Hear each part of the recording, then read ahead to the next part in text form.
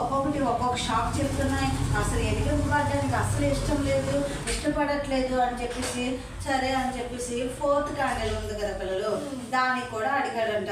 4th candle నీ సంగతి ఏంటి, నువ్వేం చెప్పాలనుకుంటున్నావంటే అన్నయ్య నీ ఇష్టం అన్నయ్య, ఎందుకంటే నేను ఎలిగివ్వడానికి మాత్రమే నేను తయారు చేయబడ్డాను, ఎలిగివ్వడానికి మాత్రమే నన్ను మార్కెట్లో నుంచి కొనుక్కున్నావు కాబట్టి నీ ఇష్టం, నువ్వు ఎలా చేస్తే అలాగా, నీకు ఎలిగించి ఇతరులకు ఉపయోగకరంగా ఉండడమే నాకు మంచిది అని చెప్పేసి నీ ఇష్టం అన్నయ్య, నీకు నచ్చినట్టుగా నన్ను చేసుకో అని చెప్పేసి ఆ క్యాండిల్ అన్నయ్య చేతిలోకి వెళ్ళి నీ ఇష్టం, నీకు ఎలిగివ్వడానికే నన్ను కొనుక్కున్నావు కాబట్టి ఖచ్చితంగా నువ్వు నన్ను వెలిగించుకోవచ్చు, నన్ను యూజ్ చేసుకోవచ్చు, నా వల్ల నువ్వు సంతోషంగా ఉండొచ్చు, పర్వాలేదని 4th క్యాండిల్ చెప్పిందంట పిల్లలు.